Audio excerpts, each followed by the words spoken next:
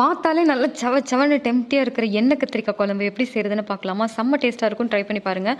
கடாயில் வந்துட்டு நல்லெண்ணெய் ஊற்றிக்கோங்க. உங்கள்கிட்ட இல்லைன்னா கடலெண்ணெய் ஊற்றிக்கோங்க. நான் வந்து கடலெண்ணெய் தான் யூஸ் பண்ணியிருக்கேன். இந்த டிஷ்ஷுக்கு கொஞ்சம் ஜாஸ்தி எண்ணெய் ஊற்றினா தான் நல்லாயிருக்கும்.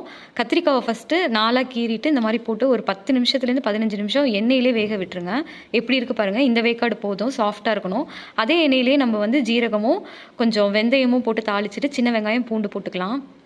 அது வதங்கட்டும். அதுக்குள்ளே மசாலா ரெடி பண்ணிடலாம். 2 தக்காளி, ஒரு பெரிய வெங்காயம் நறுக்கி போட்டிருக்கேன்.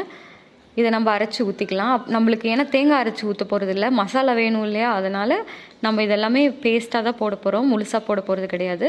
அப்புறம் வந்து மஞ்சத்தூள், சாம்பார் தூள், மல்லித்தூள், காஷ்மீரி மிளகாத்தூள் உங்களுக்கு எந்த அளவுக்கு வேணுமோ போட்டுட்டு நல்லா பச்சை வாசனை போகிற வரைக்கும் வதக்கிக்கலாம். அப்புறம் கருவேப்பிலையை போட்டுட்டு உப்பு போட்டுட்டு இப்போ கொஞ்சம் எண்ணெய் பிரிஞ்சு வரவும் நம்ம அந்த கத்திரிக்காவையும் போட்டு நல்லா வதக்கிக்கலாம். இப்போ கொஞ்சம் மூடி வச்சிடலாம். ஏன்னா கத்திரிக்காய் கூட வந்து அந்த மசாலா வந்து உள்ளர சேரட்டும். இப்போ அந்த மிக்ஸி கழுவுன தண்ணியையும் புளி தண்ணியும் ஊற்றிக்கலாம். புளி வந்து ஒரு லெமன் சைஸ்க்கு நான் எடுத்திருக்கேன். புளி ஊற்றினோன்னே பாருங்கள், நான் வாய்ஸ் ஓவர் கொடுக்குறப்பே எனக்கு டெம்ப்ட் ஆகுது. அந்தளவுக்கு வந்து குழம்பு செம்ம டேஸ்ட்டாக இருந்துச்சு. 2 நாள் இருந்தாலும் கெடாதுங்க.